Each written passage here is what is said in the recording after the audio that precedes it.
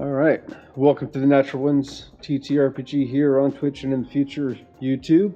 Today I have with me Travis, who's your character, and give us a bit of description of what they look like. Sure, yeah, it's been a while. I'll be playing Soulstar. He's a daring half-elf rogue. I've got short blonde hair, and as a half-elf, it kind of like sticks out. Got a couple piercings. I got pointy ears. I'm not too tall, but taller than most humans, but not tall, taller than most elves. And I'm young. I've got like a youthful face. All right. Cool. Next we got Kelly, who's your character, and what are they all about? All about. Oh, that's a loaded one. Yeah, I'm sure we'll find out soon enough. Yeah, no, I'm going to go with just physical description. I'm Kelly. I play Bronn Bronsescales, and I just found out my actual last name might be Bronsescales. I'm a Dwarven Echo Knight, and I like to envision myself as the shortest, most ginger Klingon you've ever seen. Massive scar tissue on his forehead from an unknown wound that caused a lot of frontal lobe damage. Chronically drunk, and signature 2 brass beads hanging from braided mustachios in his beard that clack together when he shakes his head. Hence the brass balls. That's about it. Yeah. All right. Probably a little cross-eyed. All right, and Agni. Who's your character, and a bit of description for them as well? Yeah, so I play an Earth Genasi named Lila, and she's pretty average for female height. I think she's like 5'8". But she has skin that looks like it's made out of howlite, which is basically like a white marble with black veining, which can look really eerie and creepy to a lot of people. And she started out very scrawny and scraggly, but at this point, adventuring with this party, she's probably built up some more muscle, and walking around in armor and throwing a shield around probably has built up a lot of that muscle. So she's probably not as scrawny as she used to be when she started out with these guys. But she's still petite comparatively to most Earth Genasi females she's run into. All right. Very interesting. And Justin, who's the character you're starting off with today? Starting off is going to be Sakuri Maza. From what I have gathered, pretty standard kind of wood elf samurai-esque character. Brain. It's all right. As he reads his physical description. Yeah, pretty much. Yeah. Well, in all fairness, he didn't create the character, so. Yeah. But yes, Sakuri Maza, just a lone vigilante on the hunt for, on the hunt of vengeance against the former general for the Dominion. And that name is Shogun, former Shogun to the Emperor, Mingus Saroy.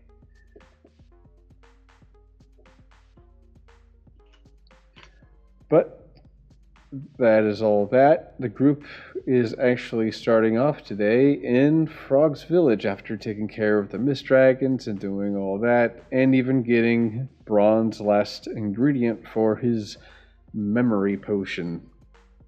Stinky juice. Yep.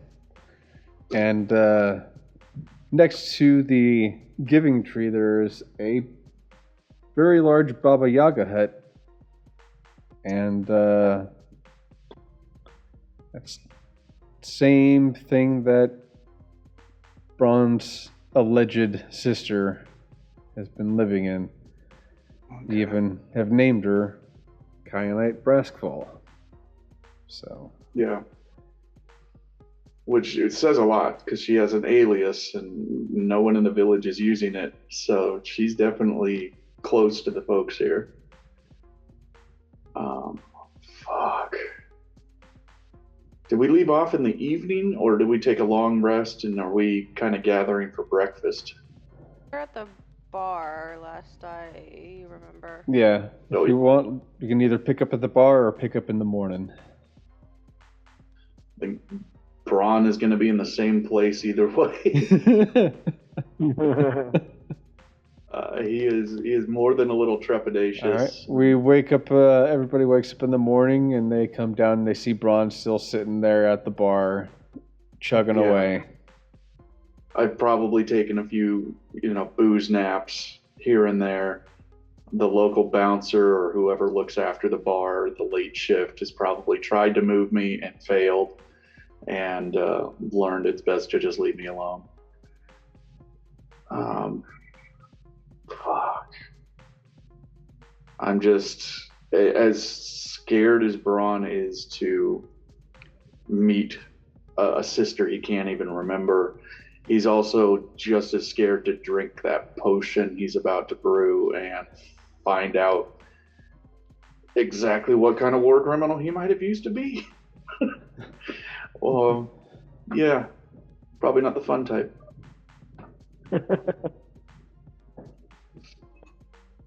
Yeah, Bronn's got a lot on his brain, and it's not exactly up to snuff for handling that kind of shit.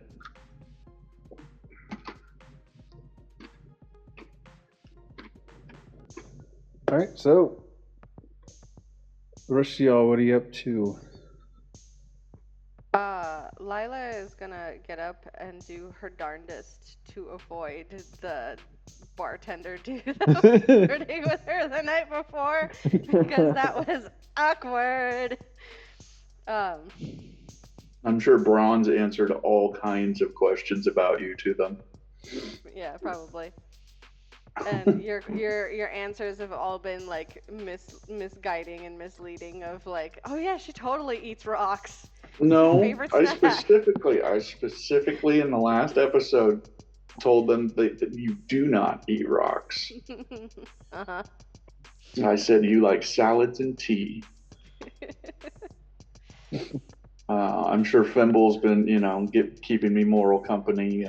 Fimble is not inside. Fimble's been at the tree the whole evening.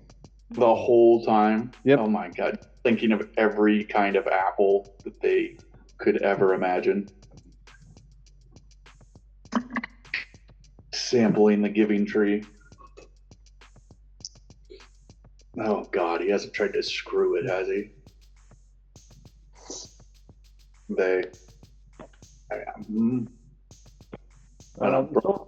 I think Solstar would grab a couple Irish coffees from the bartender, and slide one across the table over towards Bronn. Yeah. And I know this is going to be a big day for him. Well, I want to get him chipper. Seems like he's had a long night. Yeah, chipper. That's on the menu. More chipper than your usual self. Yeah. No, it's going to take more than coffee, but... Not used to family reunions, huh? I don't remember if I am or not. It's certainly been a while. This motherfucker here, and he points at the bar stool next to him where his echo has just been sitting and staring at people who try to come over, probably glaring right at the bouncer. This fucker's not too talkative. So, I don't know, man. Would you rather not know anything about your family and your dad or your past, or would you rather know what you do now? Like, what if you had a choice? A younger version of myself would have said that I didn't care what happened.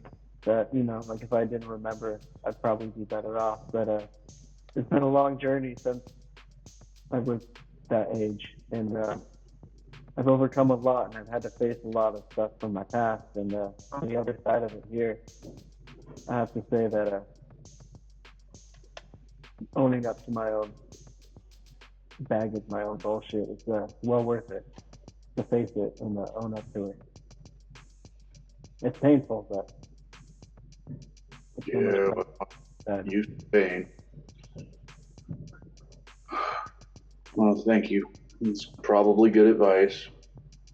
Well, it's gonna suck the whole way through, but on the other side of it. Yeah, I know it's not going to be fun today. What should I do first? Should I try to... Well, I mean, I have to ask her to brew the potion for us, huh?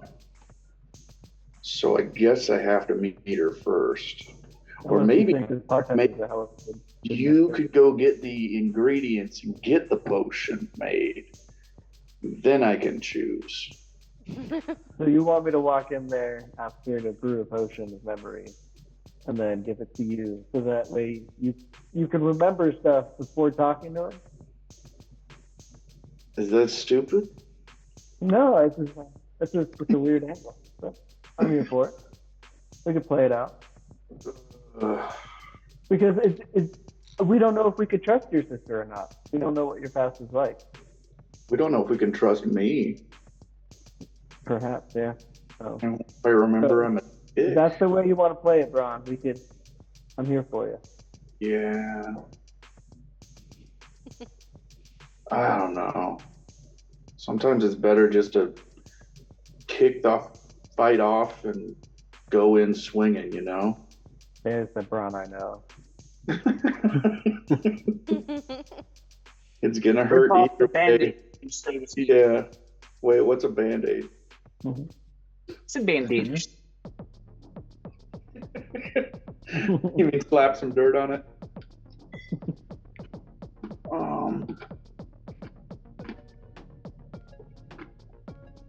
Fuck it, I'm not getting any younger. But oatmeal and bacon. I need some food first.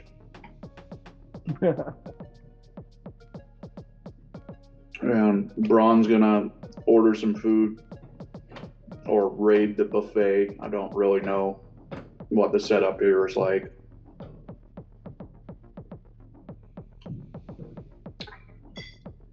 I don't think Fimble ever came inside.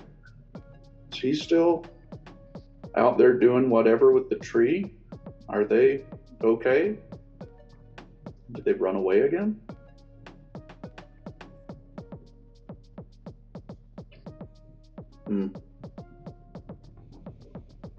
Well, I'm not getting up. I'm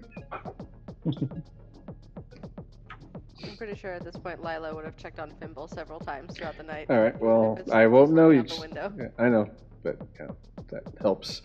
So when you go and you check, you see Fimble sort of sitting cross-legged in lotus position in front of the tree. You can see there's been a patch of flowers and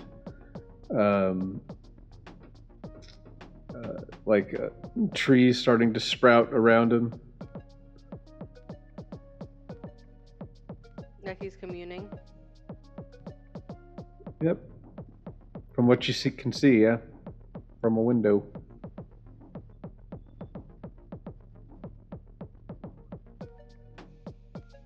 I'll, when I go to head down, I'll grab like a water skin and just, while waiting for Bronn and Soulstar to come out, just leave it next to him, because he's probably been doing nothing but eating apples and stuff out of the fridge with like nothing else. As you walk up to him, their eyes are like bright, radiant gold, shining, and you can feel like a hum emanating around them, like a really low, like engine hum, like.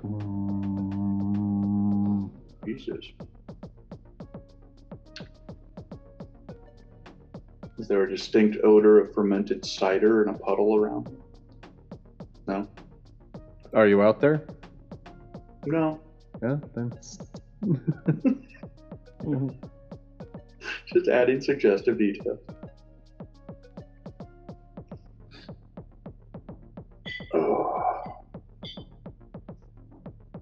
I can't hear you. awkward situation. And There you I was saying that she'd be waiting outside for them to avoid the awkward situation with the bartender.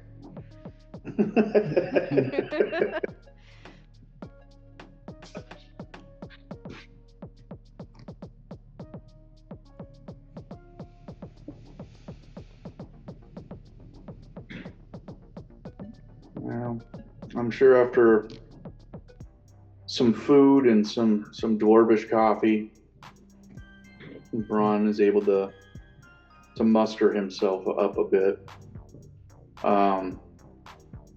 I'm sure throughout the night he asked some local, if that's the witch's hut on the other side of the tree, and he knows where he's heading. Yeah, as you walk out, you bump into Troy and Adam that own the stable and the. Right. Hey there, man. Yeah, that's Kyanite. Yeah, that's like her home. This is my husband, by the way. Hey yo, it's a little gnome. How you doing? Welcome to our village. We don't get too many strangers. Sylvester Stallone. No. I don't know who that is. That's not me. Anyways, I gotta get something to eat. I'll see you guys later. Come on, hon. Let's go. They move on by and... So nice to meet you, dude. It's a rock gnome and a stoner. Perfect fit.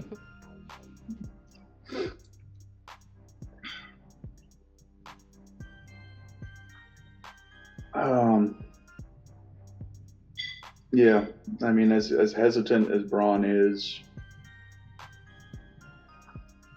he just looks to Lila for kind of unspoken moral support.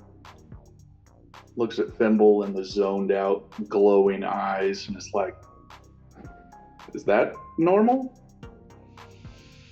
Probably not, but I don't necessarily want to interrupt it either. God only knows what new. that would do. Yeah. Sometimes when we snap Fimble out, it's good, and other times he has a panic attack, and I don't want to flip that coin today. Yeah, last time I startled them, they shit themselves, so I'm on board.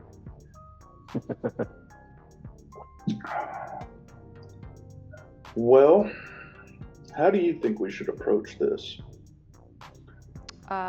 Knocking on the door would be a good start. Okay. Yeah. What do you think I should try to get the potion first and try to fix my brain before I meet them? Or should they meet me like this and then we hope they're willing to help me? This is a lot. Everything, And Bronn's just tapping his his war pick every time, every word he said.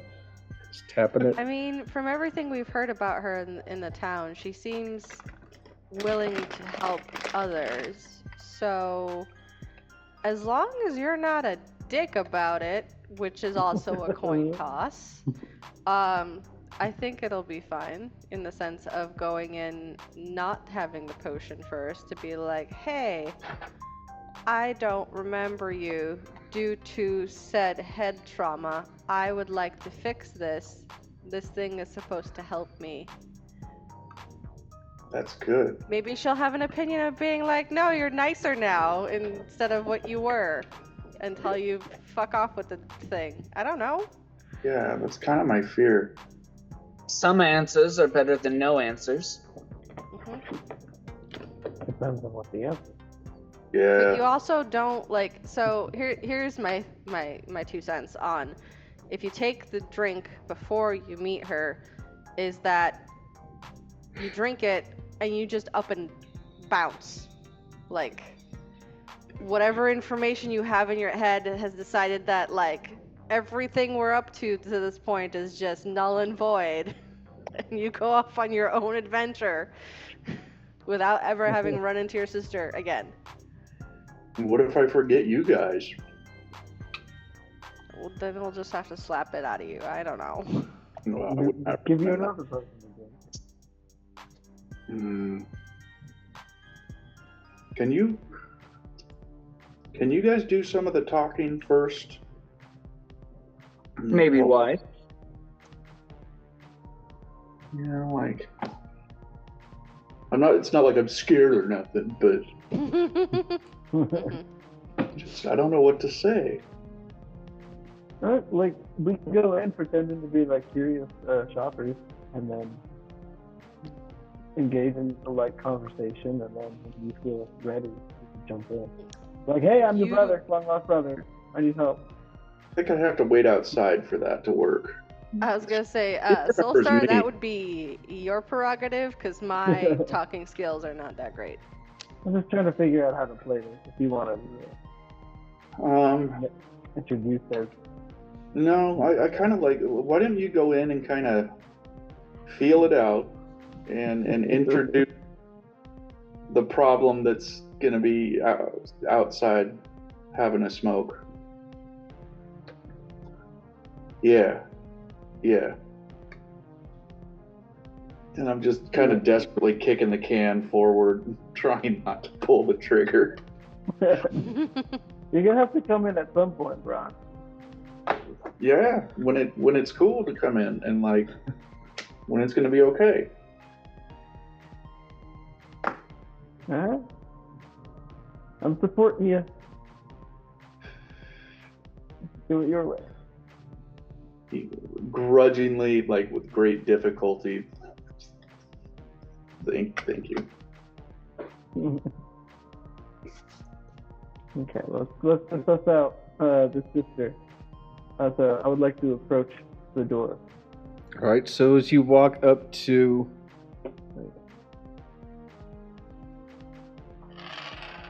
the hut from the bar, you see her with Bongo and Collie. I didn't have time to paint her. Sorry. Got the stuff yesterday, so what we've got.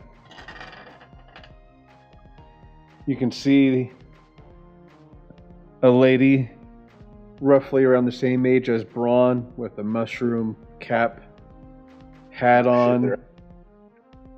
She's holding a shovel that's branched out. On the end of it is a green gemmed crystal. It's like giving off a dark green aura.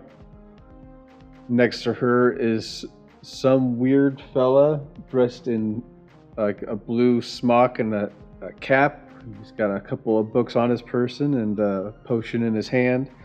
Next to him is his trusty elephant floppy ears.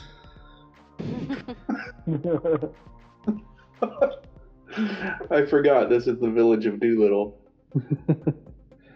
So such a strange juxtaposition for Bronn. This is like the scariest social encounter ever, and it's in the middle of a goddamn anime.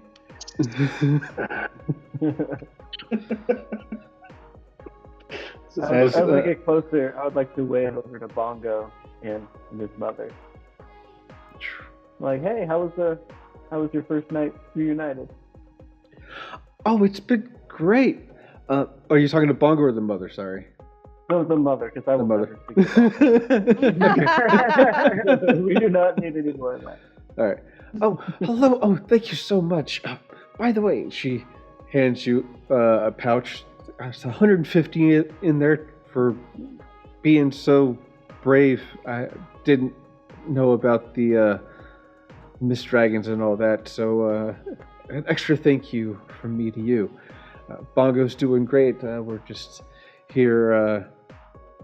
She points over to Kyanite. She goes, "Well, hello there.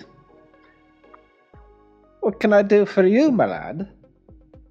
Oh, hey, you must be Mrs. Or Miss Brassball. Oh, it's a Miss Braskfall, that's for sure, yeah. I got a weird question for proposition. Do you see that little dwarf down the way over there? And then I'll Oh wave yes, over to Bronn. I've seen him from the window. I know who he is. I know who he is. See? Well, that guy, he thinks you're his sister, and he was really scared to talk to you. So he asked me to initiate this, and I'm just gonna press the gas pedal, get this thing in motion. So that's him down there. He's lost all of his memory. You could probably see, even from this distance, that he's got a piece of his head missing right there in the middle. Right. And were y'all able to get the ingredients for the potion that your buddy Joel told you about? Exactly. Yeah. You did. Oh, that's perfect. That's perfect. If he won't come out to meet me, eh? All right. Well. If you want to come down and meet him, or I could drag his ass up here too. You could play it either way. Yeah, well, let's do that. Let's go to him. Well, why the fuck is he pointing at us? What the fuck is going on? I position myself where Bronn can't run away. This was not the plan. No, let go. What is this? Don't make me shield bash you. I'd like to ask her if she has any liquor on her. If you give him I've got liquor, it'll make this so much easier. I've got. She snaps her fingers, and the Baba Yaga hut sinks down to the ground, and you can just see a little bit of the toes sticking out. Oh, dude, that thing's a fucking mimic. The door opens, and Broom comes wishing out with hands holding 2 jugs. It's Fantasia all over again. It's got 2 jugs, and each jug's just different kinds of spirits, booze. I'm trying so hard to hide behind Lila. Nope. She will not get behind her. I'm trying to grab him by his shoulders and push him in front of me. The Bronn, I know, she was always a drinker, Can I big drinker. Can I cast calm emotions on Bronn? You absolutely can. Touching me too. I don't have to touch you to do it. I have 60 feet, but it adds to it. You would need to do a charisma saving throw. 14. Sakuri is standing just close enough. It's obvious that he is with them, but also enough of a distance, I'm just here. Yeah, all right. Probably the wise choice. I rolled a 15, so amazingly it doesn't fucking work. It doesn't. But the sight of booze being offered, it kind of it's like offering a crab apple to a skittish deer. It kind of, I'm not trying to run anymore. I'm just no sudden movements, Yeah. The broom has got to get the hell away from me, though. Any inanimate object. The broom is by Kyanite, just standing there. See, look, she makes mimics work for her. I mean, fuck you. That's not, not okay. Not okay. She has bended them to her will. She's cool. This is such an overload. I pat Bronn on the shoulder and cast guidance, and I go talk to her. You have a D4 for any of your checks, for your ability checks. And for the first time, you see Bronn's echo actually physically interact with him and help you kind of push him forward, and it kind of takes his hand and pulls him forward, and very much seems to recognize the sibling. I don't know how she's going to react to that echo, but the echo definitely seems to react to her. All right. As she sees the echo and you walk up, you can see the wavy shadow etherealness sort of start to constitute, and you start to see more details of what this figure once was until they were just like, they look like a hollowed out, colorless form of what they used to be. And Kyanite opens her arms, and Echo Bro walks in, open hands. They hug each other. She whispers something into their ear, and they just fall to smoke. Oh, shit. Shit. I do not know if she just killed it or released it or what. It's all Bronn. It's all right, Bronn. I'm just having our brother take a little bit of a nap. He's been awake for too long. He needs some rest. Bronn has always suspected that it was a twin. Did it look like Bronn with just a different hairstyle? Yeah, blonde hair. Smooth. Yeah. Well, I mean, colorless still, I imagine, but yeah. Smooth forehead and different hair and beard trim. Yep. Different nose, different jawline, but everything else the same. Yeah. Fuck. I want to remember you, and I don't know. It's okay, Bronn. We're all here. We can help you. It'll be painless as much as it can be. We might be able to heal up your wound on your head as well.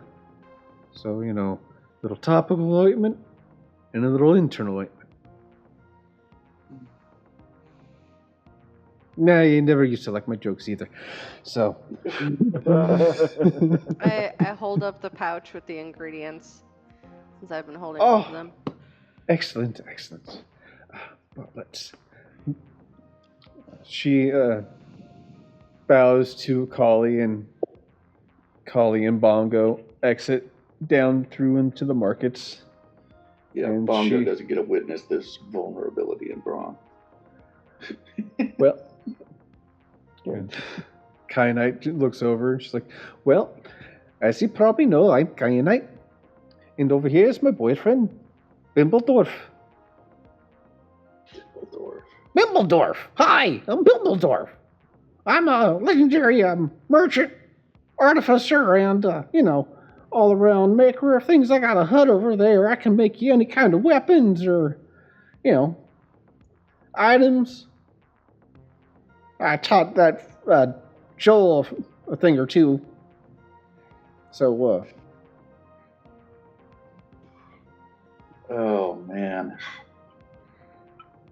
Bronn is thoroughly overwhelmed and just... He calmed at the sound of her voice, for sure. He's not trying to run anymore, but he doesn't know what to say. He doesn't know what to do. He's just kind of staring at his feet and fiddling with his war pick. Can you help me remember, or can you tell me about our family and who I am? I can do both for you, hon. I can do it all. Was I a good person? You were one of the best brothers I even had.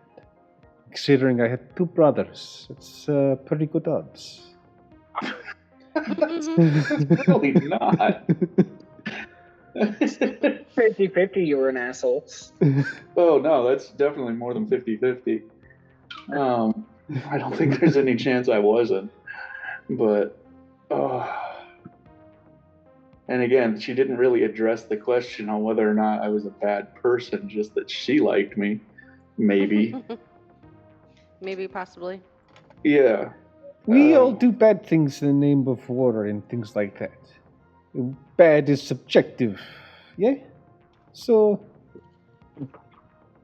I mean, I'm thinking back to what I can remember of just, like, our journey. Like, I've probably committed some war crimes already, and I probably thought they were okay at the time, so I can't fault that logic.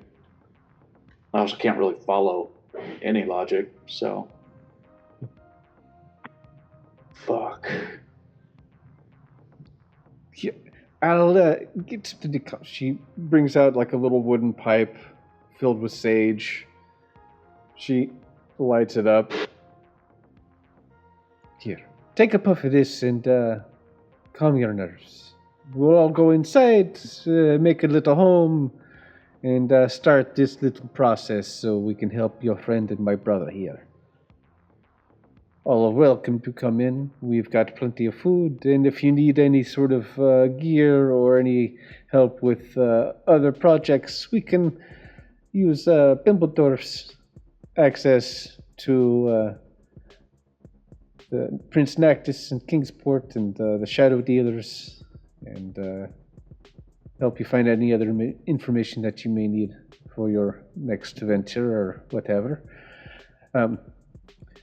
She points to Lila, and you must be Lila. I remember you because you were in one of the Sanctum Servitudes. I am part of the Sisterhood. In fact, leading member, founder of such organization. Oh, it's an honor to meet you. It is an honor to meet you, and I want to thank you for being so brave and kind in protecting my brother for so many. I don't even know how long you've known each other, but for your whole adventure, I applaud and thank you all. Actually, you've done. I never thought this day would come. How long it's been? It's been a couple months now. At least, yeah. That's almost a year. About 7, 8. We did skip a lot of travel time, so. That's why I was thinking like we had a lot of like boat travel time, which would attribute to passage of time. Yeah, and then you had the time loop fight, and that ate away some time. Yeah. So you had to travel through the long ass desert in your carriage. That was like a 2-week or like a week and a half travel, I think. Yep. But yeah, it's been some time. Yep. But well, she turns, walks in, the broom and sort of swirls around and zooms right behind her, still holding the barrels of beer. Bimbledorf is just standing there, sort of like waiting for everybody to get inside the Baba Yaga hut. I will wait until that damn mimic is well out of my zone before I start moving. Yeah, like right behind her. If that hut has feet, is the door a mouth? No. What? Oh, no. You're crazy, man. It's a living creature. It is a living creature, yes, but it's also it's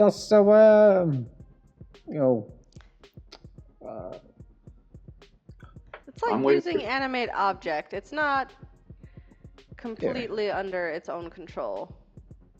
I'm short, and that definitely went over my head. Animate, inanimate. I barely have object permanence. It's docile. It's docile. Very docile. So it's cool, huh? Mm-hmm. Yeah. All right. Fimble. If a chair tries to bite me, I'm going to break your furniture and probably your house. Fair enough. Fair enough.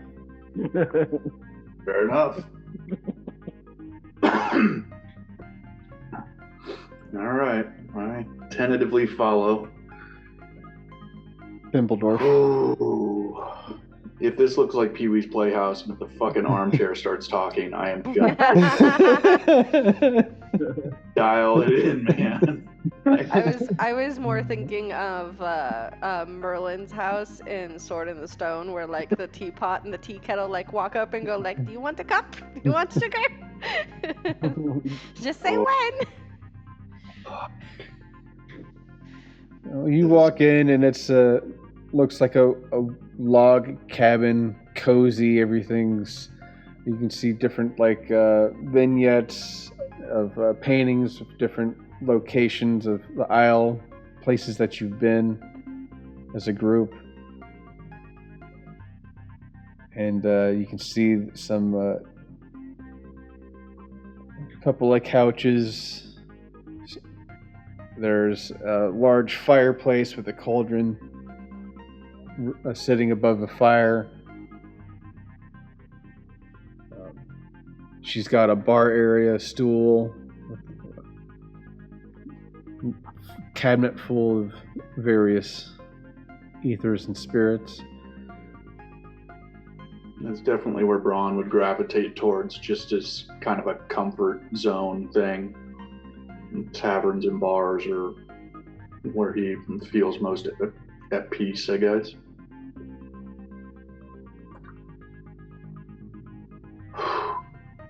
Walk in and sit down on the couch and wait. Oh, this will be Kyanite comes out. She brings out a cot and sits it up in the middle of the living room next to the cauldron and the fireplace. Starts getting mixing around the ingredients and a mortar and paste.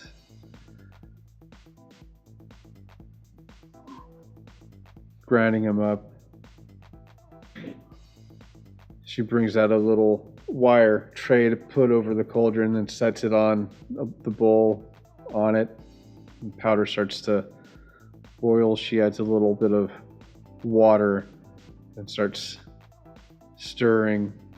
You can smell the scent of leaves. It smells like spring.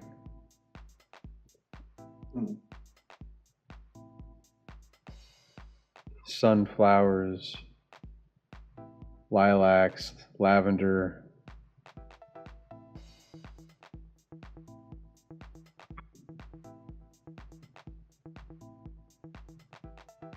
Bronn pulls out a bottle, just kind of shakily takes a swig or two.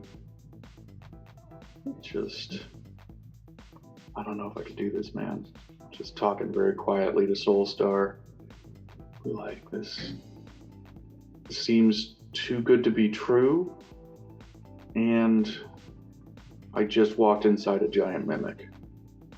Rob, just think of all the bullshit that we put in your body along this journey. I've seen you, like, intravenously, like, chug mud, swill. And you're telling me that we come here, your sister makes a delicious drink that smells like spring. And I hope that there's more than enough for one cup. It smells delicious. And you're telling me that you won't drink this? Come all this way. What if this whole village is just like one big fucking mimic, though? What if it's just fucking everything? Then I'm glad that we have Bronn here, because Bronn's the mimic player. Fuck. But you're already in the mouth of the thing. You have to still do that. Look, we came here to get Bronn to the next level. We've had like Bronn, which is a solid 8 out of 10. We need Bronn 12 out of 10. And this will get us there. And then you can With play all some the thinky mimics you juice. want. Okay. We'll take you to a mimic theme party and you can just go fucking wild. This is a trap. I'm burning this whole fucking village. See, that's the Bronn I like to see. Fired up. All right, we got a plan B. I hope you burn. Or plan B? A. Okay, we're sticking to plan A. Kyanite finishes mixing the potion and she pours it into a martini glass nearby, puts a little cherry on a toothpick, and gestures over to Bronn. Come here, my brother. Sit down, have a drink. You're gonna take a little bit of a nap, but we'll all be here to help and guide you as you make your spirit walk through who you used to be. You'll realize who you are now. Fuck. Oh, fuck. Oh, fuck. With my Rigel spyglass, I'm gonna cast Beacon of Hope. I could do this to like everyone in the room, but specifically towards Bronn. So you get something for your wisdom throws. You have advantage on wisdom saving throws and death saving throws if that comes in handy. Okay. Yeah, and Bronn's just. All right, let's do this.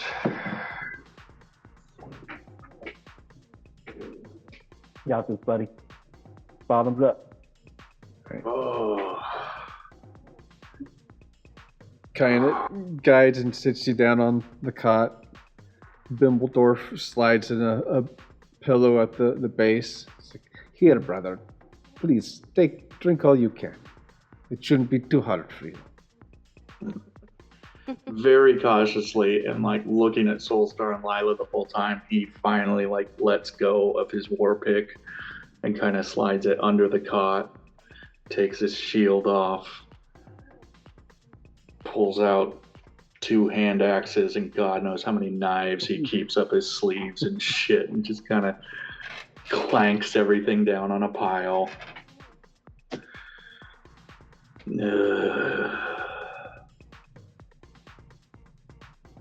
All right, fuck. I'm just bottoms up. Very good.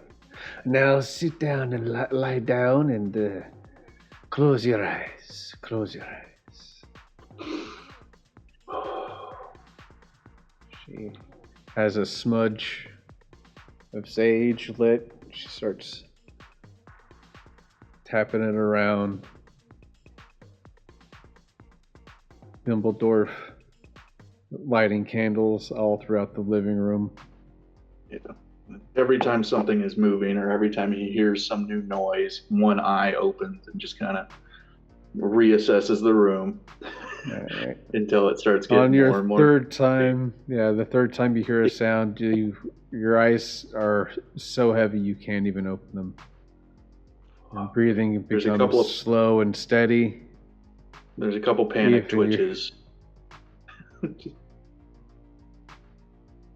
Just like a dog having a nap. You know, just, You're fully conscious, but oh, your senses fail. Things go dark. God. Oh. Into the rabbit hole. You see a duck pond with someone that looks just like you, but blonde hair and a very young Kyanite throwing seeds into the water to feed all the ducks in the pond. You look down at your hands and Whips out a crossbow. you have 2 big sacks of seed and you're running down a hill, smiles ear to ear, and you take a tumble and you roll down the hill. Your Kyanite comes running up. She's like, oh, Bronn, you okay? You okay? Your brother comes up. Oh, Bronn, man. You okay? Right. You know, every time you get hurt, it feels like I can feel it too. Fuck. That guy's life's gonna suck.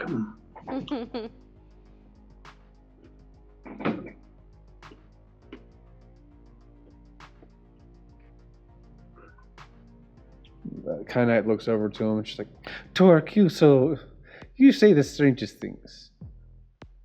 Torque? Torque, Nice. Torque Breskville.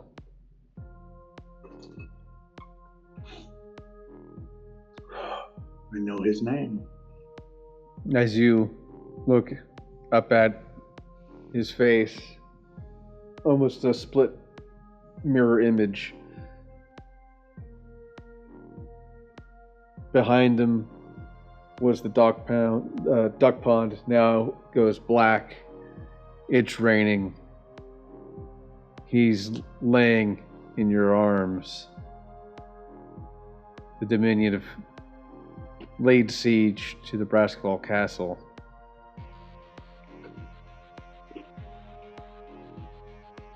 And gather to round you up and send you off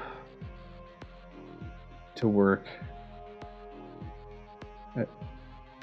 in a gladiatorial where you'll fight till you die for other people's pleasure.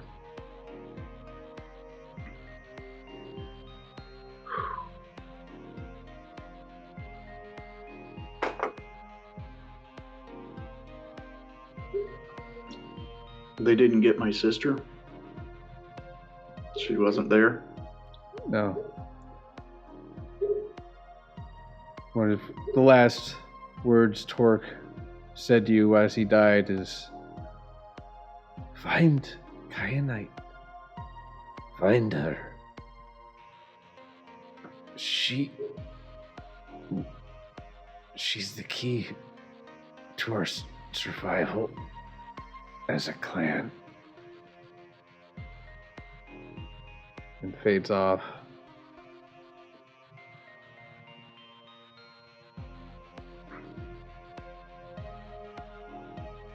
I've had flashbacks about some of the rest of this, I think.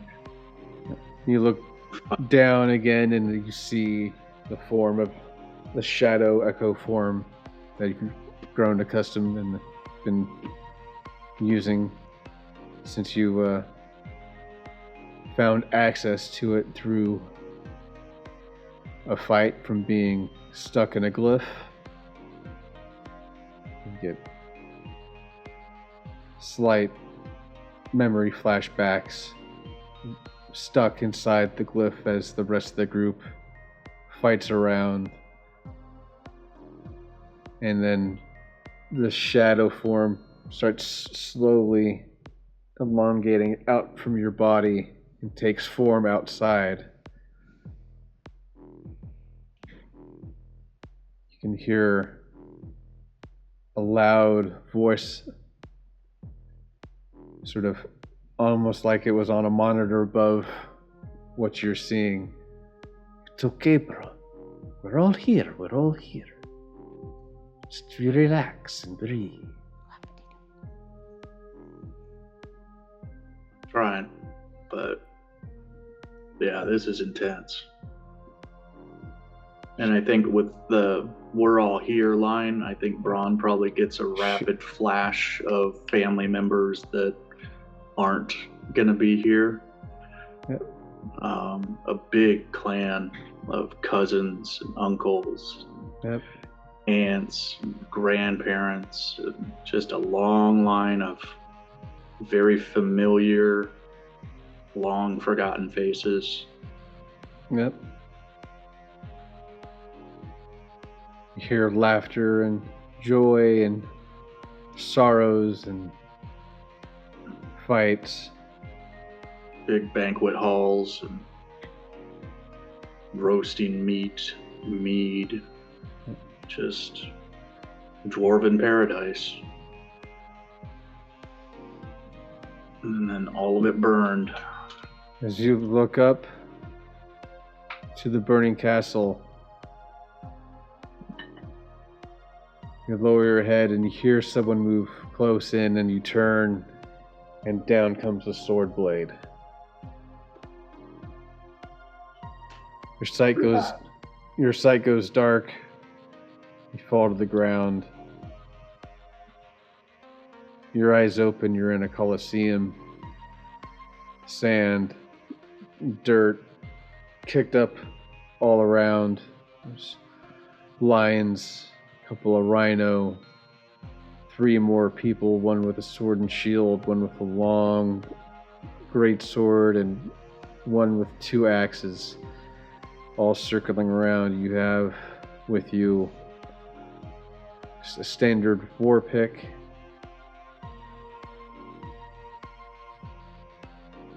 the one with the 2 axes is going to move to swing at you. Fuck. Interactive. Awesome. Okay.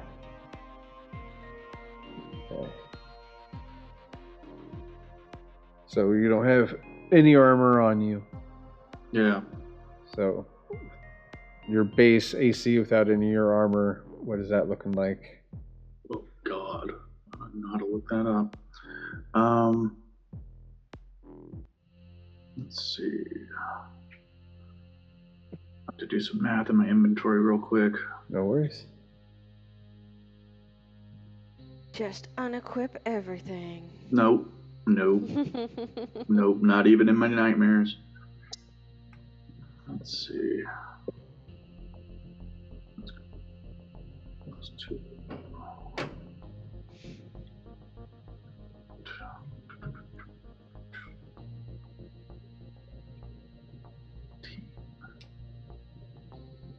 I think it'd be 16. Okay.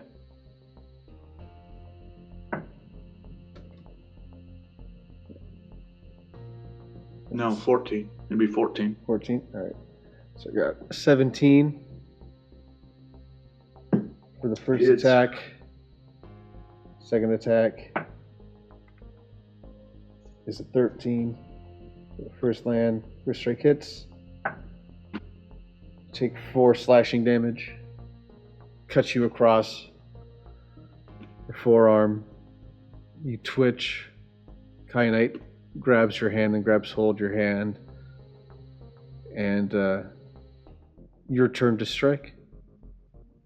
Yeah. And now I remember my brother and I learning from an older dwarf how to fight. And when outnumbered, especially by bigger folk, always take them at the knee. So that's a 16 to hit. All right, and with your precision strike at the knees. Going straight for the knee. All right, go ahead and roll for that damage. Use 2d6. 2d6. 2 and 2. That's 4 plus whatever. So you swing at the knee and you're able to clip him, and one just falls right back, lands right on his own axe. Move back. Yeah. Move back, pivot to the next target. Make sure that fucker has to crawl up on me if he's going to attack again. I don't know if I have 2 attacks. No, the warrior, this is 1-1. Yeah, attack I figured. anything. But warrior with a sword and shield comes sleeking in, shield raised, sword above it, and sort of edges the sword around the shield and starts going in those 2 quick jabs at you with the sword and shield. That's 14. That's 3. Okay. And you take 6 piercing damage. Okay. We're up to 10 so far. And I'm just jotting it down because I have no idea what my hit point max is, but yeah, that's fine. Ain't bloody yet. Just bleeding.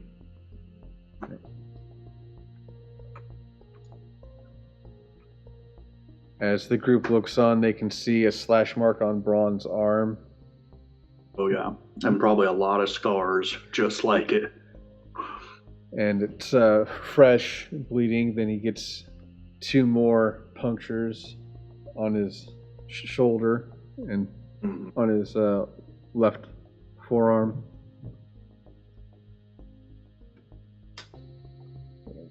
How does Bronn want to react to that? Oh, okay, my turn again. Okay. Bronn, again, kind of keeping with the momentum of everything, swings low, tries to clip on the shield in a way that it's going to channel my war pick straight down into the ground on top of their foot. All right, I'm looking to puncture and stick their foot to the ground. All right. Roll high. 13 plus whatever. I've got a 4 proficiency and my strength is high, so I don't really know what the total would be, but I rolled a 13. That's 54, 17. You don't do exactly what you want, but you do knock the shield out of his hands. Okay. Good enough. Chipping away at him. That's the dwarven way. You chip away at the hard rocks, boy. You just chip away at them. Alright. They're going to come and lunge at you with their blade. And that's an 11. So you're easily able to sidestep and dodge, and I'll give you a reaction. Okay. Yeah, I kind of sidestep and dodge into a little roll, and as I come up, I just swing wide and behind me with my pick. Kind of aiming at the temple this time. You go low and then you go high. It's a lot of that's just a 10. 10, you don't hit the head, but you do catch him in the hip, and your warhick just sort of lodges into their side, and they fall down to the knees. Again, stick and move, kid. And just another roll backwards, trying to clear space, cripple them, and then get out of their reach. As you do that, you hear a large growl, and a lion sort of takes swipe at your back. Not the two fuckers prone on the ground. Well, one's dead on the ground. The other one just has injured. So they fell on their weapon. So that's shit. a 2. Okay. So you're able to dodge the lion attack. Yeah. Apparently Uncle Bronn was pretty mobile. It's all that heavy armor that makes the tortoise slow. Is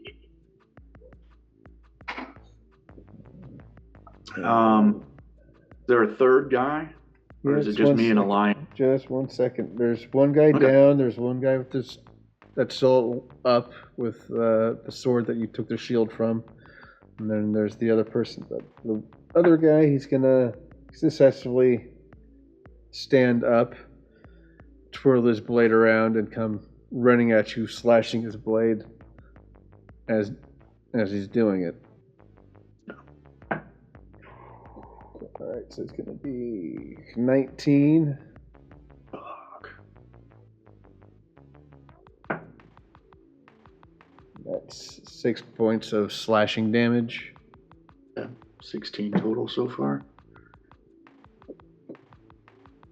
Through Bronn's shirt, you can see slash marks and red blood sort of pulling up through his shirt, twitching a little bit. Bimbledorf comes up and holds his other hand and closes it and raises out his hand at a green aura above Bronn and grants you a vitality bonus. Bronn feels that energy kind of infuse him in the arena. He sees a shield laying on the ground, and he makes a roll for it to try to grab it with his free hand. And make a performance check. Yeah. Come on. 18. And I have a performance of +2 currently, but I don't know if that's... No. So with your net 18, you roll, you grab it, you fling up a lot of dirt as you do. And the third attacker goes to swipe at you. That's only a 2, so they miss, and you can roll to attack. Hell yeah. If they overextended and their head's low, I'm going to go for a headshot. You're still a little dude. It's a 20. Nat 20. You miss the head, but you do hit right through their ribs and into their lung. and just Nice. blood gushes out to the side. Their body falls limp and falls down to Yeah. the ground. Kind of use the war pick to hook the body to the side and just fling it. And the one standing with the sword readies himself and comes running and charging at you again. Are you not entertained? That's an 8. So go ahead and move to react and attack. Yeah. That's a 4. A bit of a whiff. All right. So you both clash blades and then step back, regather, and we're going to do a quick rolly. Take a d20. Whoever rolls higher wins. Another 4. I got a natural 1.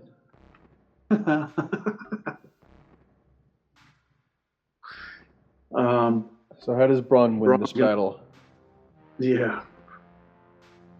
Bronn is going to put his shield in front of him, hold the war pick out behind him, and just charge this guy. Try to get his weapon off kilter, and then take a blow. You got it. Yeah. 16 plus. Yeah, you already. Yeah, you don't have to do that because there was the clash, so you just had to roll to attack for damage. Oh, okay. Sorry. Let's see. That's a 6, and that's a 3. Total of 9. All right. So as you run and you both slash and crash, you sever their head with the pick, and the body flumbles and gushes blood out the field. Instantly, you start to see handlers come out, reining in all the animals. Hear the crowd roar and start chanting brass balls. You get And for a couple moment, more handlers come running up to you, and they pick you up, take your weapons, raise your arm as everybody chants.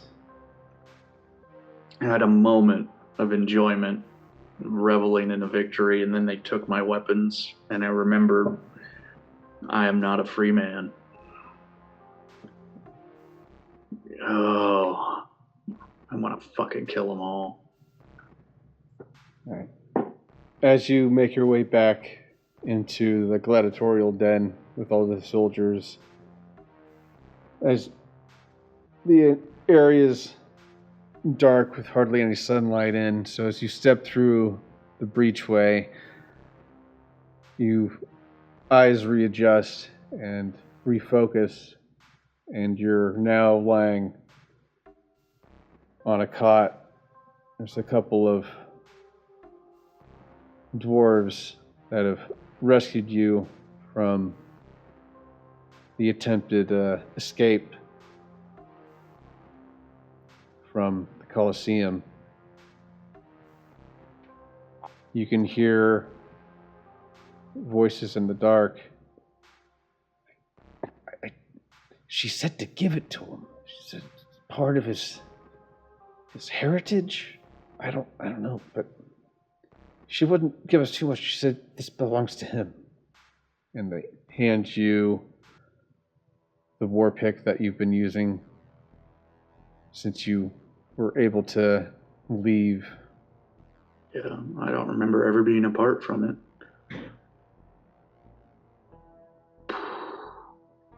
My hand on the cot, even with my sister holding it, just opens and reaches for something to grab it. She reaches down and puts the war pick into your hand. I clutch it to my chest like a safety blanket, safety weapon. I don't think the dwarves give their kids security blankets. I think they just hand them a mace or an axe when they're toddlers. No.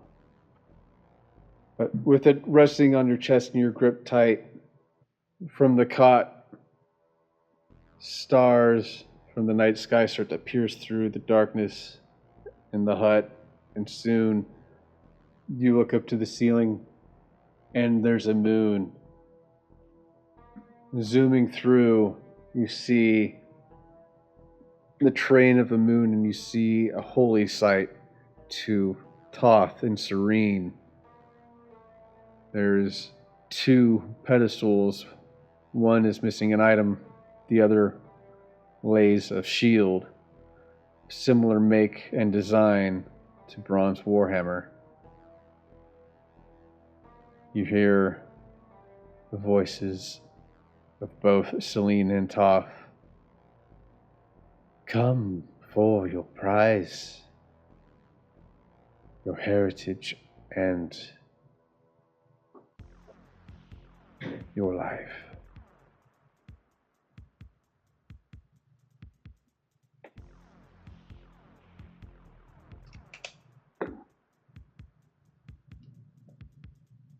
And I think I actually understand. I remember something about a moon temple.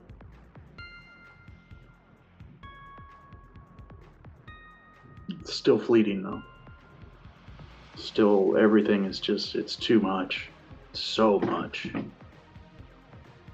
It's all clouded by anger and fear. The fear is starting to fade.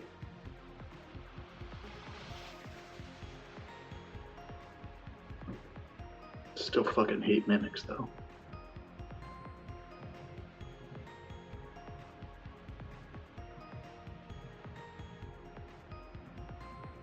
And with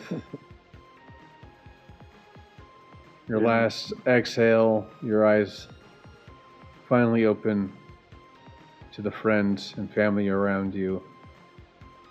Yeah, I remember the trip from the rescue and being with a caravan for a while, and them bringing me to Barley and working the bar, getting told to escort these fuck-ups to a meeting of some kind that turned into this whole clusterfuck.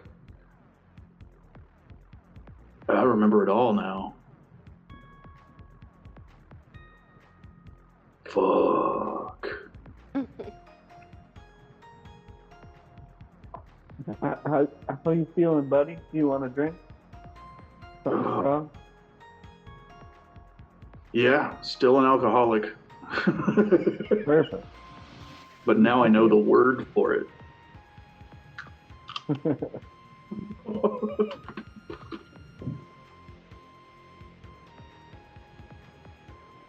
You helped them save me, didn't you, Kyanite? You helped get me out of there. That's true, my brother, that's true. I couldn't be there in person, but I was able to send an item your way in hopes that it would help you reach me here. And I am glad that it worked out. Yeah. I remember... But before the Great Dominion Empire, you were planning to set for another stage of right to reclaim your shield from your weapon from our gods Toth and Celine. Yes, the moon. And with that... Our brother, he worshipped the sun, and I worshipped the moon. That is true. And the gemstone inside the shield is what will control our Mog construct that's still in our castle. What is Assigned that? to you by birthright. Oh, shit. I start getting some flashbacks of You get... a big you fucker. go into the mining fields throughout the mountainside where Brassfell Castle is sort of etched into, and you see large rock constructs sort of help, like breaking rocks and hauling and carrying and doing work. But there's also ones protectors. they're also guarding and like guiding other dwarves on how to do things, and breaking in the young ones.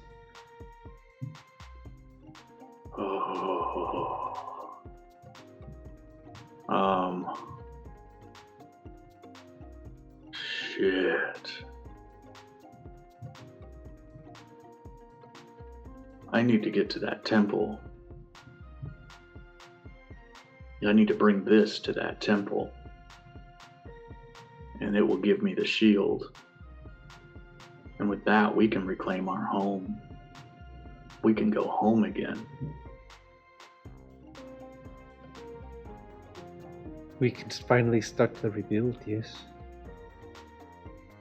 And we can kill all those motherfuckers. Just, you can see the violent nature of Bronn is still very much intact. Yeah, I don't think Bronn was ever much of a builder. He was You've always been the soldier there, Bronn. Everybody is. Oh. I'm sorry I couldn't protect him. When we were taken, we fought like devils, but there were so many of them. It's okay, I do not blame you. I have all my hate and anger directed at the Dominion Empire. Yeah. Oh. I've been asleep for so long, I can't. It was like I was in a dream. Oh, it's understandable. Drunken haze as well, but I didn't know.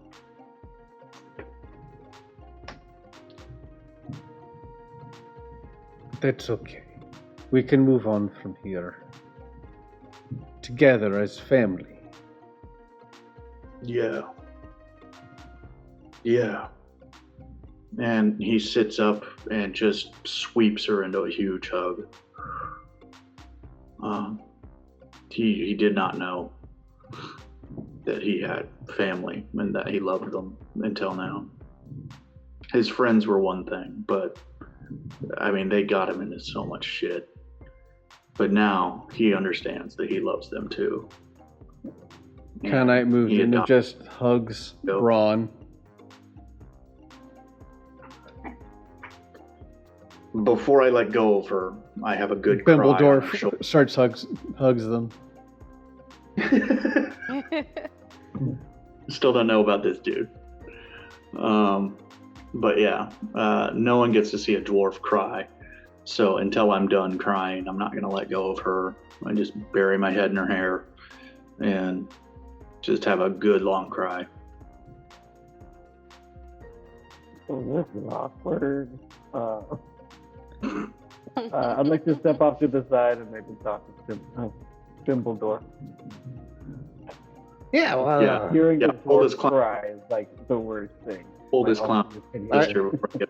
I've never heard a dwarf cry. Now I know why. Oh my god, it's so annoying. Oh, it's so loud. Who knew there'd be so much wailing? Right? God. It's a war cry, you assholes. It's a family war cry. Sounds like a goose in pain. Like someone just stepped on a goose.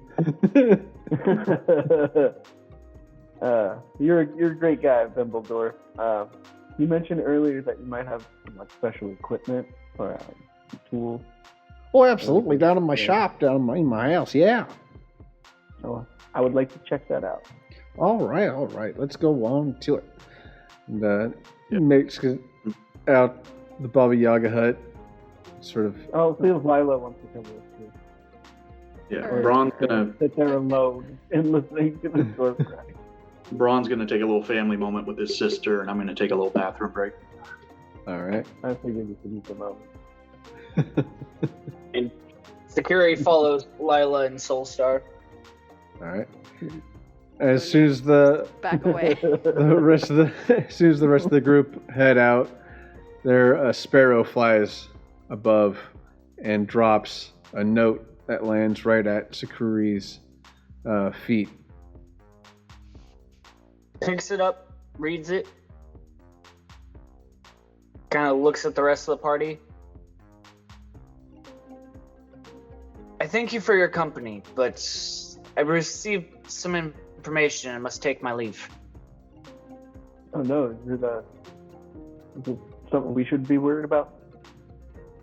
Some danger? Personal matter. Okay. Take care of yourself. You as well. Meet a minion you see along the way too. Will do. With that, he takes his leave.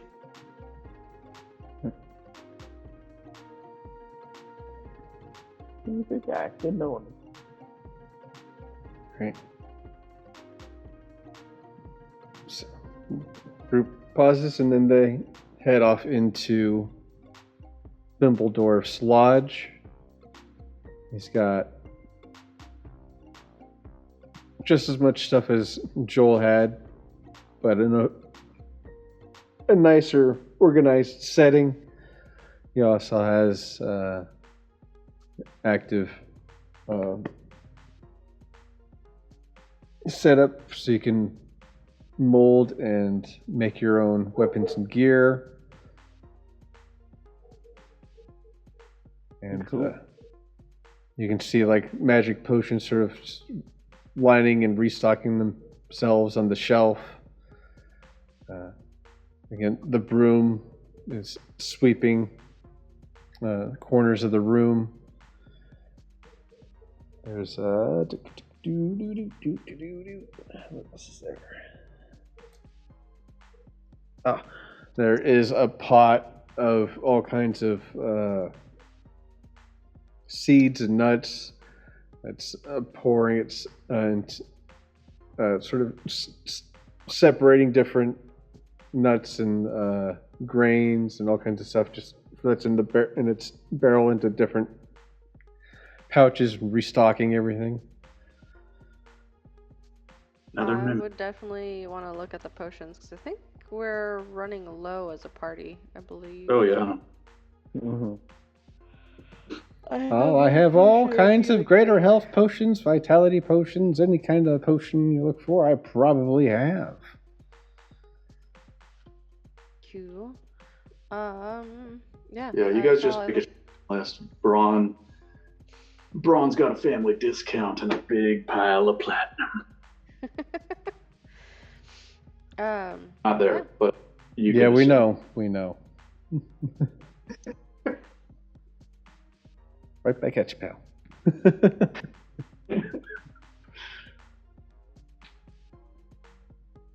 All right. Well, what kind of potions are you looking for today, then? Yeah. I think mainly just the healing potions. We just need to restock. Got a satchel full of some greater health potions. That'll do ya. How much for that? Oh heck, let's do 25 gold pieces for 5. What You know, So family trait. the fuck? Yeah. 125 No, just for all 5. 25 gold for the whole satchel. Jesus Christ. Okay. Sure.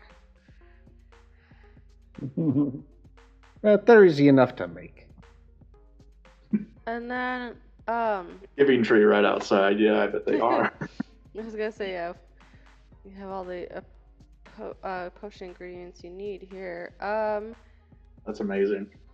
I have some Yeah. crystals, crystal powders. I also have some emerald shards, Oh yeah, various you things need for some diamonds, don't you? ceremonies. We do actually. I just got a new spell that needs diamonds because we've never had to use Revivify Yeah. Which is amazing. so far. So I have 3 diamonds. 3? No, wait. I have 1 in my necklace, and how many? I think Yeah, we were almost. we only have 3. So I have 2 in my Lila's box, and 1 in a necklace that I'm wearing. That's like hidden in a chainmail necklace. Oh. That way, like on the field, I could easily use it. And then, but,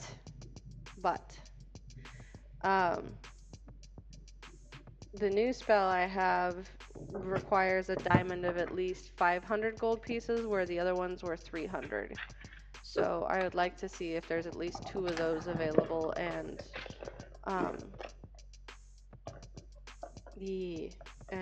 get those squared away. So, a pure of make crystal? Well, you're in luck. I do have 3 available for purchase, and again, you getting quite a deal. You know, say 100 gold pieces for the 3. Jesus. Dear Lord.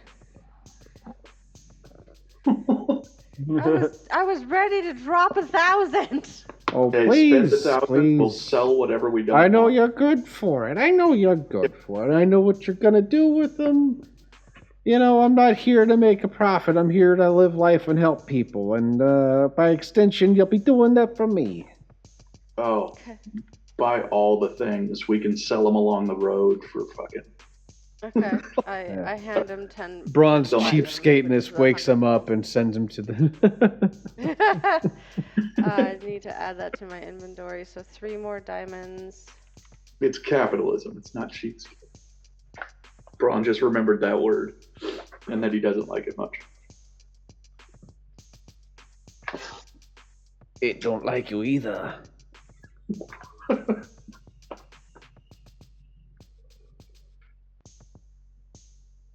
Cost override 500. All right.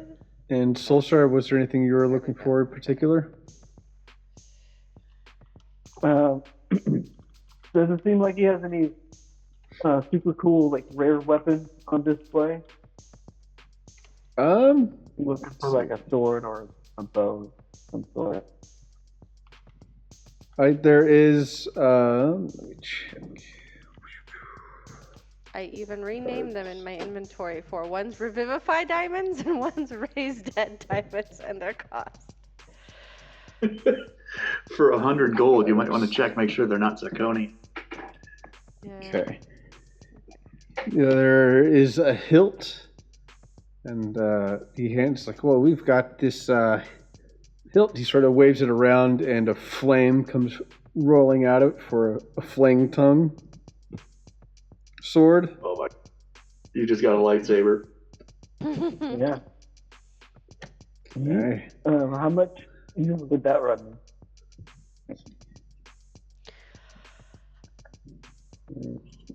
Needs attunement. Sure, it doesn't get the value. Let's go with 20.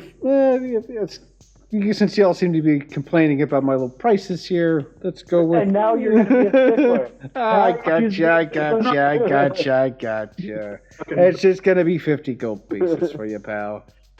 Oh. It was 5 of those potions I got, right? Yeah. I hadn't updated my. That is astounding. 50 golden bones. All right. What item am I holding? It is the flame tongue. That's what it's called. Flame tongue sword. Flame tongue. Oh, okay. That sounds like a bad STI. Yeah. Is it kind of floppy like a tongue? Ooh, can I choose which type it is? Because there's a great sword, there's a long sword, there's a rapier. Yeah, you can choose the And I wanna type. choose- You can choose the I'll type. choose the scimitar. Yeah, let's do scimitar. Yeah, I was gonna say I'd go with whatever you have a specialty in. That's sick. Also, you mentioned you have a workbench. Would there be an opportunity for me to modify one of my weapons? Oh, absolutely. Just go ahead and make yourself a situation. If you need anything, just give a holler. Yeah, he seems like a bit of a tinkerer, man. I'm sure he could assist. Yeah. Just I might need a everything's little help. labeled in my workbench, so if you need anything, just follow the prompts that I have posted up on the cupboards and the drawers. Just index. Let me first ask you if it's at all possible. So my crossbow right now, it has this feature that I can cast the cantrip Sacred Flame, but I was wondering if I could change that up for a different cantrip that I cast from it. Yeah, Something more useful towards my playstyle. sure. Absolutely. What do you want to try to change it to? I was looking here. I know I want to multi-class in the bard. Gonna have to choose something different. What do we think about called Thorn Whip? Okay, yeah, Thorn Whip. Cool. Sweet. So, I imagine that it's just like my crossbow shoots a little thing out that grapples people's feet, and I can pull them like 10 feet closer. Yeah, That makes absolutely. sense. Cool. I'll be working on that. All right. And I'll have you do 3 skill checks. Do it. Any skill in particular? Yeah, let's do.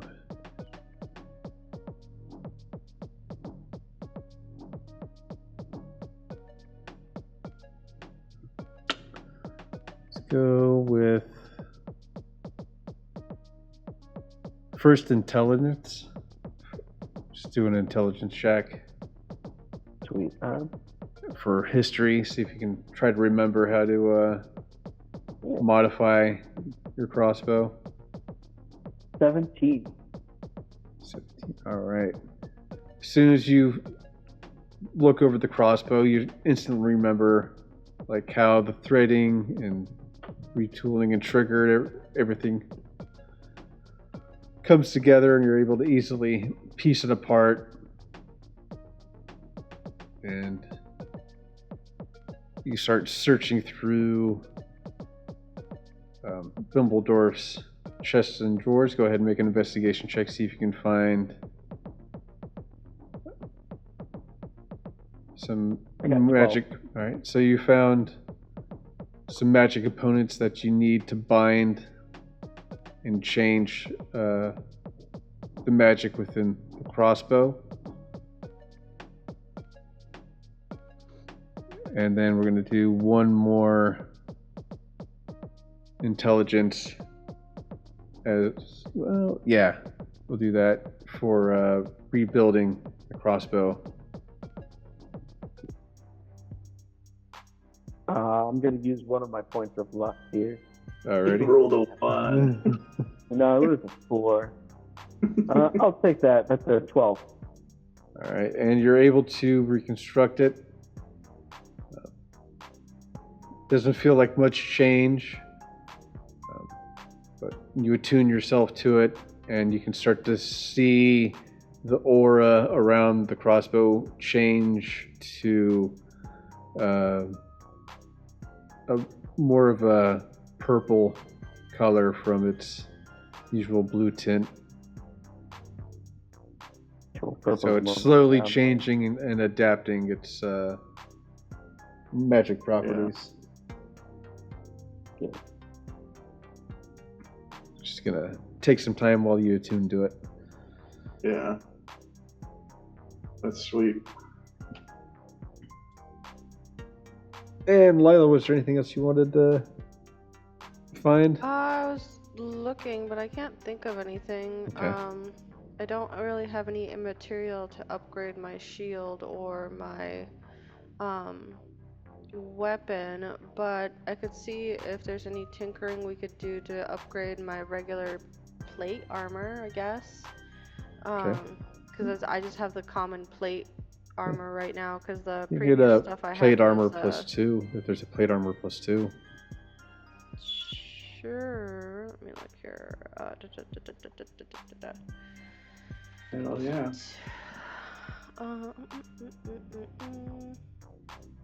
Is it a brass ball type dwarven make? Plate +2. Yeah. Okay, let me just make sure there's not a... Because that's an armor... So regular plate is an armor class of 18, and that would be an armor class of 20, right? Plate, because it's 18 +2. So... Okay, so... And does Bronn finally want to make his way to the hut, or is he still talking with Kyanite? Yeah, he's definitely still talking with Kyanite. If it's across the room, you guys would probably notice that Bronn's pulled out his. They're in a different building altogether. Oh, okay. Yep. So it's just Bronn and Kyanite having some hard tea and talking things out at the kitchen table. Yeah. My armor class some hard tea for now. some hard tea. Yeah. Yeah, we're definitely catching up though. Yeah, I'll get into that when we come back to it. Yeah. All right. So that work out for you, Lila? Yeah. Excellent. That brings my armor class up now to 22. Cool. Jesus Christ! Who's the tortoise now? All right, tortoise. Literally turning into a rock. Yep, pretty much. And because of a ring Larry gave me, the Edric O'Keefe signet ring, I do not have disadvantage on my, or I do not have ignore heavy armor speed reduction, so I don't have any speed reductions. I do still have disadvantage on stealth, but that was... Yeah. I had that with plate no matter what. Yeah. Yeah. Well, you know, your ankles are made of gravel and shit, so you're not quiet. No. I never had a great stealth anyway. I always ever had a +1, so. As long as you got past without a trace. Yeah. I do have that. So that's a racial feat. All right. And was there anything else you two wanted to do in the Rippledor's hut? No, I think I'm stocked. I'm kind of scared to use Raise Dead. That's kind of scary. But basically, return a dead creature you touched alive, provided it hasn't been dead longer than 10 days. Oh, I was going to say, use it to bring all those dead frog people back to life. Let's really freak them out. What's it called? Because Revivify is within 1 minute, so that's what we would use like in combat. But yeah, but Raise Dead, they stay dead, don't they? That's making a zombie. No, I don't think Raise Dead is literally the spell. Also neutralizes any poison, cures non-magical diseases. The spell doesn't, however, remove any magical diseases, curses, or similar effects. Oh wow. The spell can't return an undead creature to life. Oh. The spell closes all mortal wounds, but it doesn't restore missing body parts. If the creature is lacking body parts or organs internals for its survival, its head, for instance, the spell automatically fails. Coming back from dead is not an easy ordeal. The target takes -4 penalty to all attacks, saving throws, and ability checks. Every time the target finishes a long rest, the penalty is reduced by 1 until it disappears. Oh wow. So you come back as a zombie and slowly grow back to a person. Well, no, it's it's an ordeal to come back to life. Yeah. So you come back exhausted, basically. Yeah. Okay. Your body's slowly regenerating and reforming back to its primal shape. You're zombie, but whatever. It's still cool. Hell I know yeah. it absolutely is. All right, so Brimbledorf, Lila, and Solstar head out of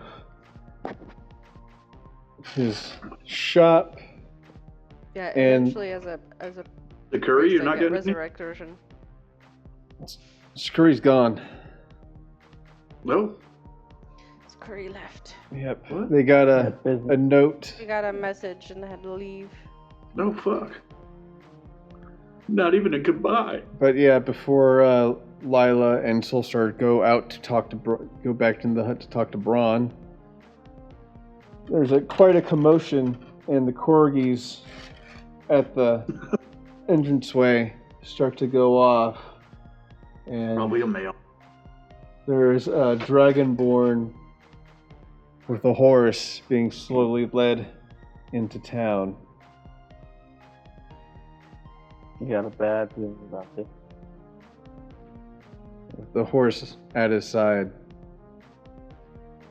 wielding a quarterstaff. And Justin, what is this character's name? This is Raumo Bronsescales. Bronn or Bronze? Bronze. Okay. All right. As long as we're not picking that fight. No. Not a long lost cousin.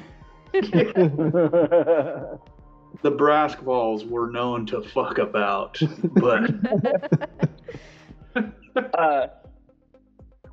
much like his name would imply, he's a 6-foot dragonborn, and his scales look like they're made of bronze. Right. that's awesome. And as Lila looks down at them, she sees her fox figure. Oh yay! You've returned. What news do you bring now?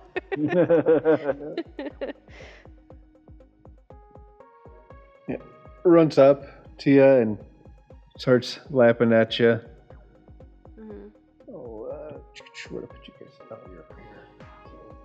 So have you meet up with them? Mhm. And Dumbledore.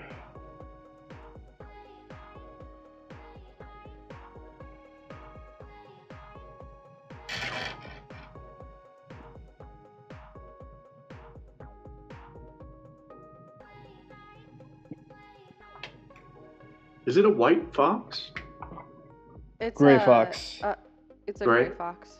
Yeah. Oh, okay. E.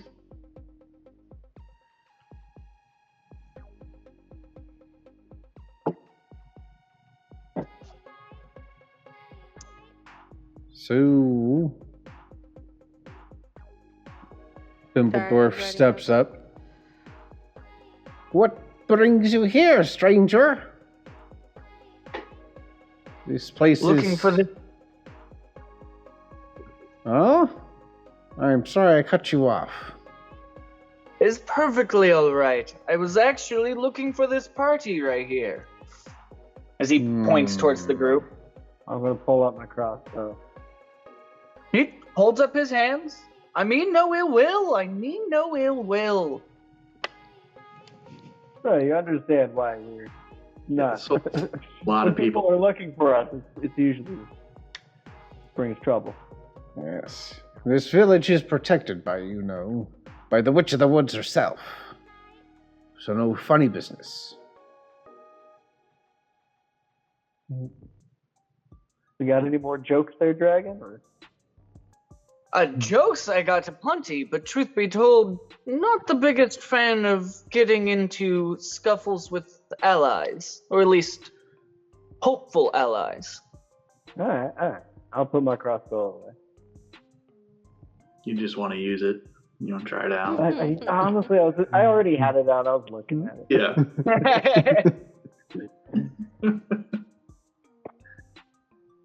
Yeah. He's wearing really just kind of like plain monk's robes. Simple backpack. Like, he doesn't really look like the combative type outside of the quarterstaff, which is probably more of looks more like a walking staff than a standard quarterstaff. So why are you looking for us?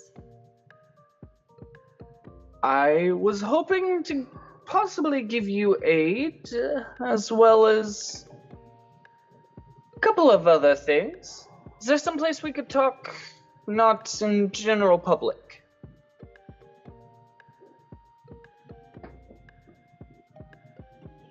Bimbledorf looks at the group. Well, we can take him back to the bar. There's a secret room I know. Sure. Secret bar. The secret room in Yep. the bar. Yeah. The Secret VIP tunnel. room.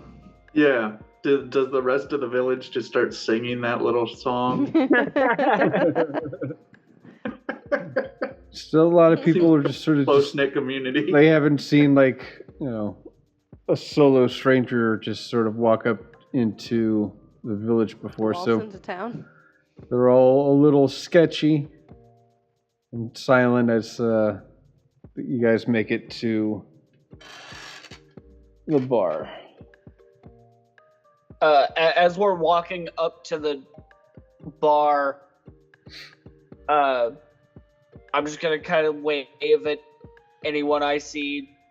Big smile on my face, like trying to make it very apparent, like I mean no ill will. I'm not here for a scuffle. I'm not here for a fight. What does a dragonborn look like when they smile? Is that just like a crocodile? Probably. It's probably very unnerving. You're just showing all your Like teeth a now. Godzilla smile? Just...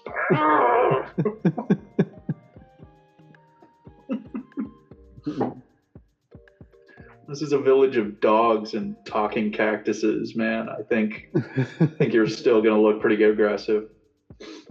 He's at least making an attempt. Yeah. A cat with armor sort of walks by and sort of rubs and purrs up against his leg. Bends down, kind of pets it a couple of times.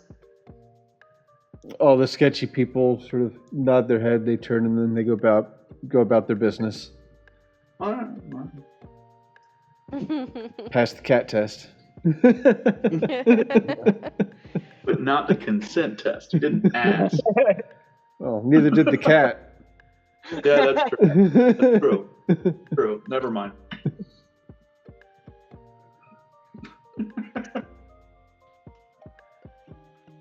All right, and Our way Dumbledore into the- leads everybody into the VIP room. There's two sets of doors, and you have to go through. There's two forest elves guarding the only door into the room. All right. The bar's over off the side, but make yourself feel at home. Take a seat. Many thanks. Anything, yeah. Sits down. All right. Well, please explain what exactly you offer. If there's anything we can do for you, and I do understand the trepidation. I am a lone wanderer, and I understand times are a bit problematic. Very true. All Well- kinds of assassins and mercenaries are headed especially for these natural ones here before you. And they've still survived, so I hope you're not planning anything nefarious. Nefarious, far from it. That's good to hear. How do I start this? Because it is quite a long tale. I guess first things first, how I knew where you would be at would probably ease your mind a bit. I was in Kingsport, ran into an acquaintance of yours, and told him my tale, and he directed me in your direction. Noctis, I believe it was. King Nactus. Nactis. Didn't we install that king after fostering a coup? Now he's narking. No, we. Is that we lit on fire, or the one that we just freed from an aboleth? No, neither. That's the one where we went and like fought in a temple above on the cliffside to because Oh, the one that was hidden in the fog, and then we blew their cover. Yeah. The one. That I'm pretty sure that's Yeah, King and- Cactus because he's Yep. Pirate King. Prince Yeah. Mantis. Okay. Has the that's Kraken where- as their Yeah. Fey Guardian. Yep. That's where Fimble got into fishing. Mm-hmm. And almost died. Almost. Fimble's As still at the for- tree. But go ahead. As for my tale, not that I really expect you to wholeheartedly believe me, I started out as an orphan on the streets in Halcyon City. Well, then, the Empire kind of laid siege, and I was Until the Fire Without a Nation home. attacked. No. there. Yeah, then the Fire Nation attacked.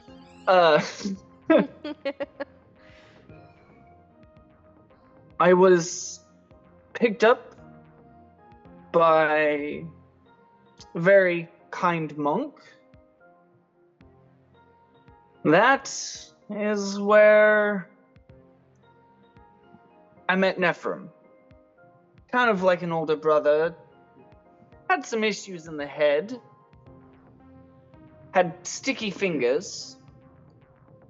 My goal is to try to make him see that what is currently going on is not in his benefit.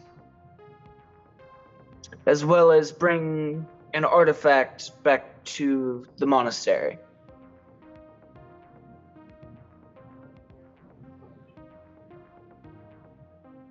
What artifact? The staff that he currently wields. It was once an object of light that's been corrupted. I'd like to bring it back and remove the corruption. At least that's the goal.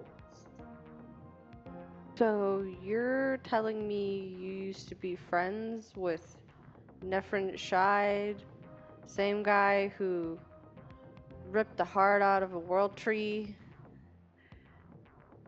tried to set a world on fire, kicked our butts several times. Yes.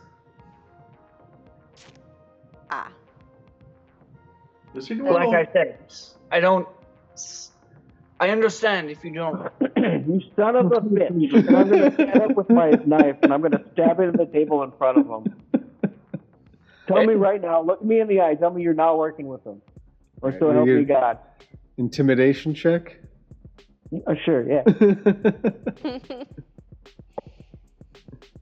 Oh, that's an 8. Is it this that we took the Necronomicon from? No, That that's was a different- Tenzin. That's Tenzin Mampa. That's Tenzin Mappa, one of his lackeys. Yeah, as long as he's not looking for a book. Okay. Nope. And I'm not. It looks you right in the face. I'm currently not working with him, nor do I approve of the actions he is currently taking. Yeah, I believe you. What's the monastery doing about this?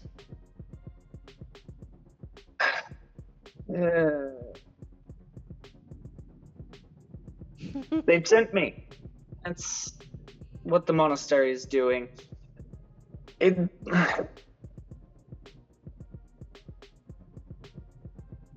Were you the one on Sure. guard for the staff? Is that why they sent you? I know of these monks in this Aethon's monastery. They're a smart bunch. Kind of hangs his head low. Yes, I was. Makes sense. They sent you out as a way to atone.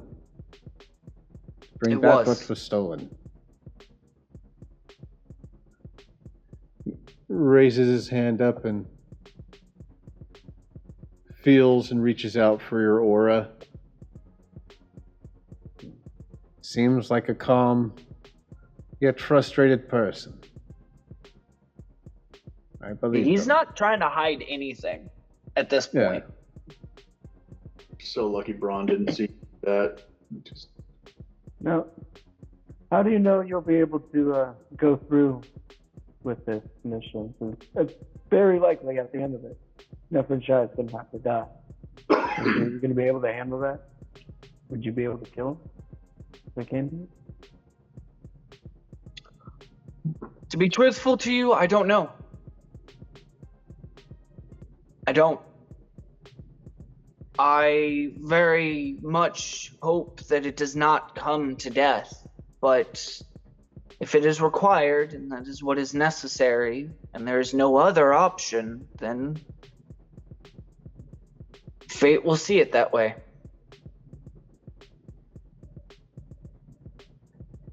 I do truly hope that this can be resolved without his death, and I can bring him back to the light, but given what I have heard and seen on my journeys, that is looking less and less like the case.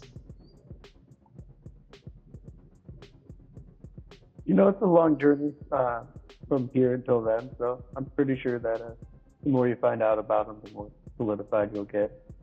Because we hate his guts by now. We barely knew the guy even a few months ago, but now, like, he's enemy number one, at least for me. I'm going to look around at the table. Lila, do you? Should we bring this guy aboard? I'm convinced with the story. I don't see what harm it could do, because if he was working with Nephrin Schyde, then this village would be already compromised and under attack. There's no point in coming in here friendly when we don't have an army. And Nephrin's got... Lila, believe your some kind bag of- starts to, you feel like a vibrating in your bag. Take out the texting tablet. Oh yeah, that tablet, right? Was You see Nactus on the other side of the phone. Oh! So, there you are. Just gotta try and get used to... Hold on. Alright. Hi! At a ceiling and like the top half of his head. Nactus, buddy, I how's it sent- going? It's, doing good. I sent someone to you. I believe, they're a monk named Bronsescales, Dragonborn. I hit like No I hit the button relation. to like flip the screen and point it at the Dragonborn. Yes, that's the one. Excellent. Again, I can vouch for this man. He also might have some information on your father, Lila, Edric. Apparently he's due for a prisoner transport here in about a month. It'd be probably the best and only time that people would be able to Get to him. get to him. And if you hit Kingsport, we'll be able to set you up. But you've got some time. It's at least a month away. So you have plenty of time. Transport headed? It's in Belphegor's Promise. It's headed to... Let me double check on my map. the capital of the Fire Nation. You can just say No. No, that's Aethon's Crest, and we're not there. Oh, fuck you. Where is the... There it is. Drag the map. Belphegor's Promise. Lizard boy, you are Yes. so lucky. So I'm part of from... this. It's going from Dagon Penitentiary to the Dominion Sentry Force Headquarters over by Norumbega Bay.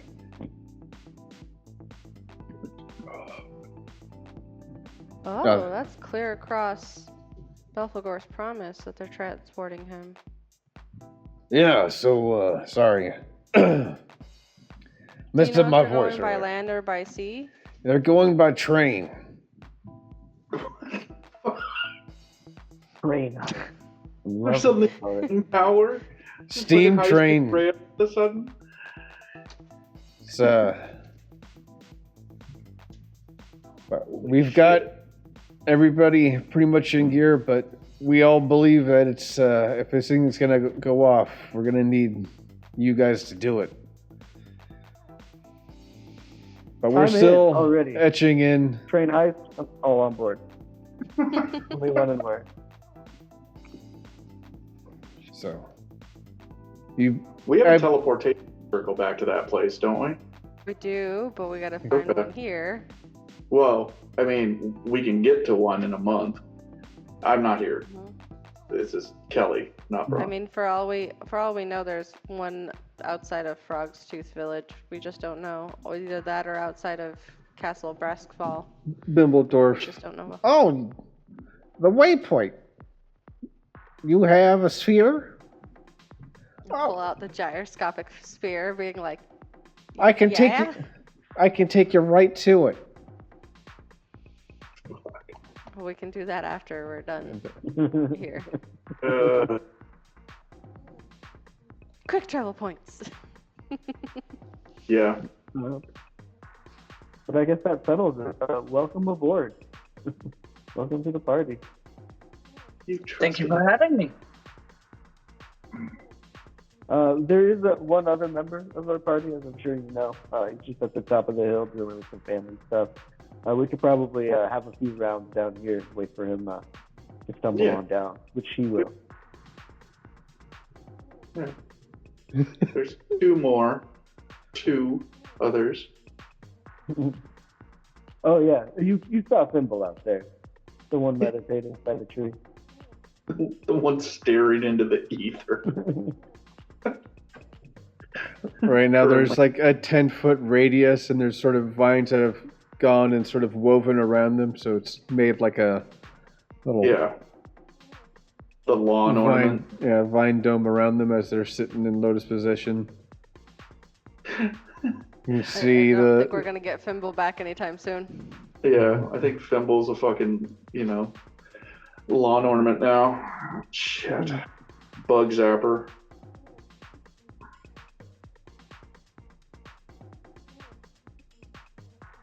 Well,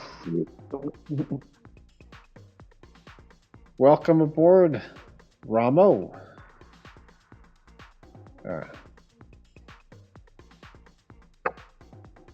Is there anything we can do for you while you're here? We can set your horse over at the stables. Take care of it there. But if you need a room, we can set you up here in the bar. No problem. Is much obliged. As of right now, just a little bit of rest. I have been traveling for quite a while. Some food, some water. All right. Nothing too fancy. Snaps his fingers and We're gonna have to get this guy drinking stat. I'm looking at what he eats because I'm already thinking of what I want to cook for him. Part of our party now. I'll handle the beverage menu.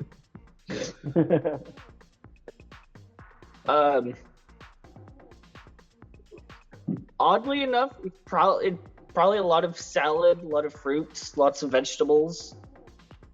Not a whole lot of meat. Probably weird for a dragonborn. I'm fascinated, just staring at you eat.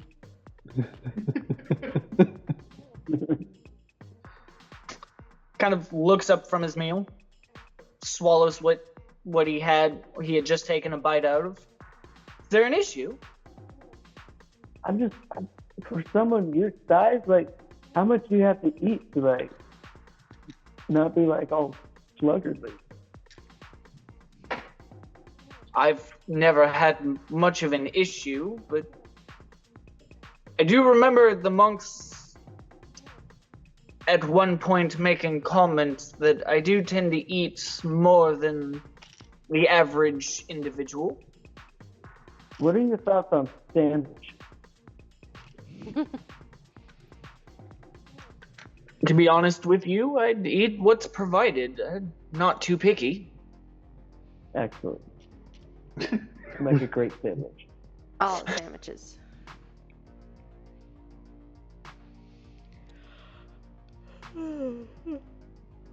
Hey, guys. Just be wary if Bronn hands you any liquor. He has You don't drink anything he gets. Boiling my fun. It kind of like arches and his eyebrow with the dragonborn equivalent.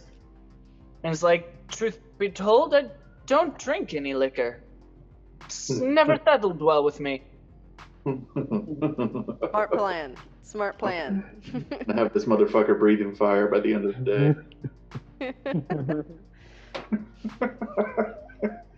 I mean, Lila doesn't trust either of you when it comes to liquor. She has seen what Bronn has put into his pork mead. And the last time Soulstar went to try and get us drunk, we went on a fucking existential trip. I drugged them. They got drugged.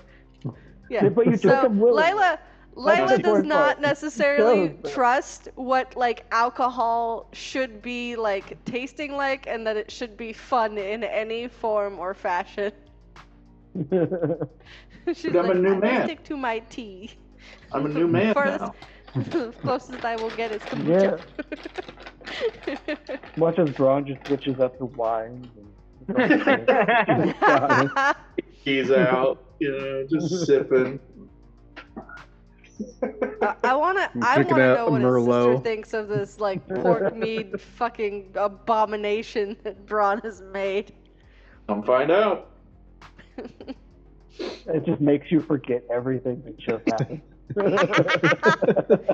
Undoes everything. Just wipes it all out. You take a sip and you vomit so much the sticky juice potion fails. Bronn just starts drinking the eraser at night and the memory juice in the morning.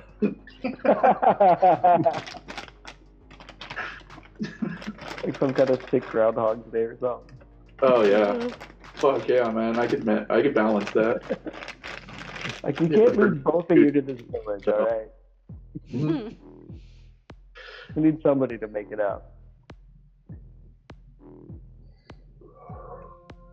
Alright.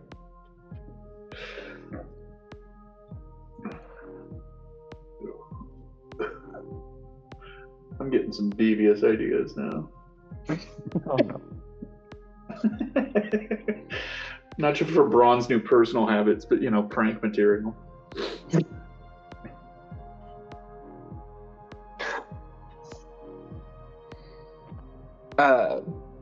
Kind of finishes his meal.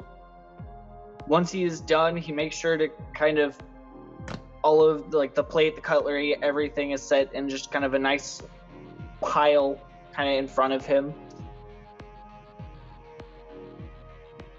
Kind of does it more out of habit than consciously. Kind of points at Lila.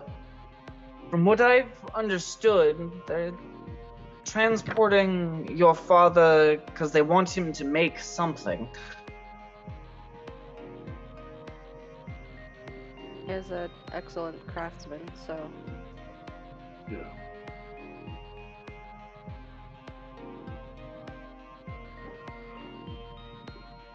There is the rub of being good at what you do, is that people of power will want to take advantage of that.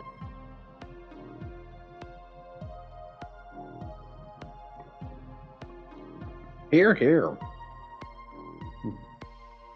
Well, he raises his drink, Dumbledore. For the natural ones. The natural ones. Takes a drink. Raises his water glass, also drinks.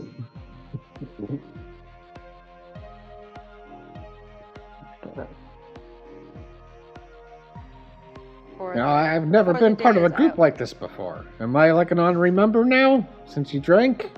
Is that how this works? I'm just We joking. reviewed your joking. application, and we're going to have to pass it this time, but we appreciate your... All right, well, next time you're not getting a discount. I'm pretty sure you don't want to go into the messes we get dragged into. Yeah. Yeah. You're probably Stick right. with in this nice chill. I'm pretty sure Kyanite would get very mad at us anytime you got hurt. Yeah. Yeah, you got a point. All Yeah. right. We've Well, been I'll all leave you guys pretty to close it. Before the day is out, though, at some point, Lila will find him just to get pointed to the waypoint location. Ah, Set yes. that for the town. Follow me, and I'll take you right to it. Do do do do do. Yeah. All right, I'll be one quick second. Cha. Ciao. Cha. Wacha. All right.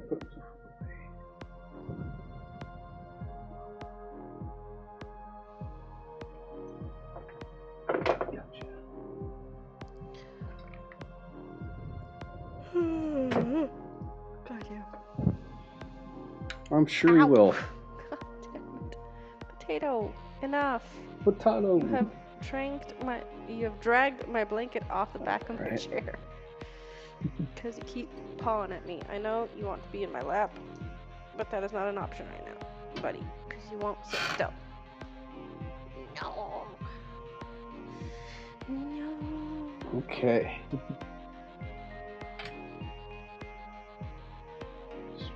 Have a bit there. All right, so Dumbledore leads you back to behind the Baba Yaga hut, where, as you approach, there's the elephant nearby. As you approach, the carriage sort of raises up out of the ground.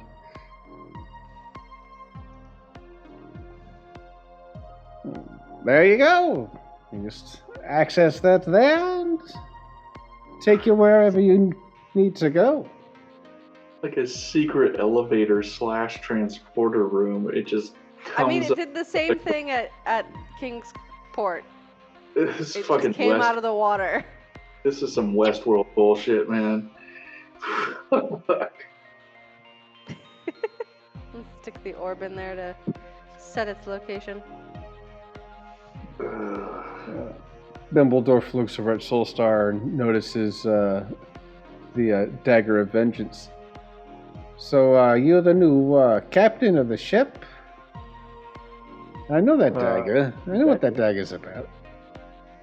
It's Scylla's revenge. For now. Talk to your quartermaster down below decks. There should be another waypoint inside that ship. Just saying. What? Wicked. Oh, shit. We didn't know about that. That's a game changer. Yeah, I'm gonna have to severely reprimand my crew for keeping quiet on that. Yeah. Well, did you even go in the lower decks to explore, talk to the quartermaster? No, we just filled that room full of booze. They weren't in the mood for talking. It's not when I was there. Or whenever I'm there. Next time you're on your ship, you go down, talk to the quartermaster. I'll show you around. Will do. At least from all intents and legends of the ship, it's. But anyways, if there's anything else I could do for you, I'll see you in the hut. If not, I'm gonna go take a little day nap.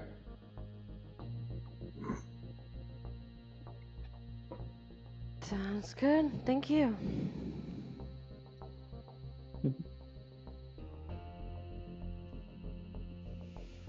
Well, this has been an eventful day. Bronn got his memories back. Fimble's in a vine cocoon. We have Dragonborn with us. Oh my. A lot of fun times ahead, though. That wave was totally in character too, just like, hi, I'm here.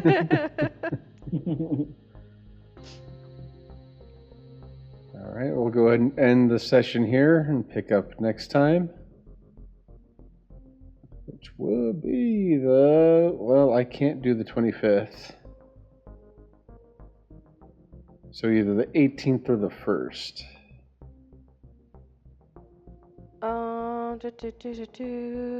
Well, I'm pretty sure Justin can't do the 1st.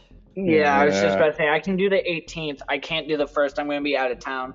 Okay. 18th works for me. Next week?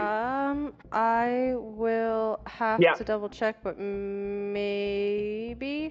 I do have most of that day busy, but I don't know if it's from 5 on, so I think I should be able to. I'll double check and let you guys know.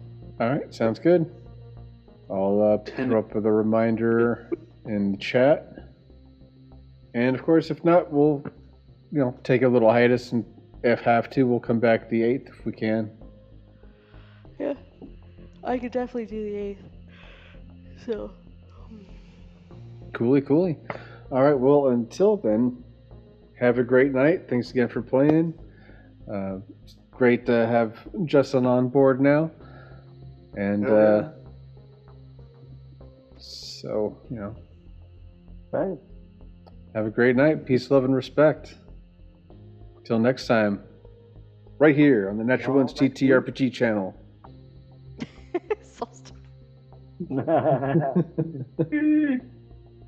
That's our new salute. It's just. Nah, stop it. Get out of here with that shit. Oh, I'm gonna haze you, monk. Oh, I'm gonna.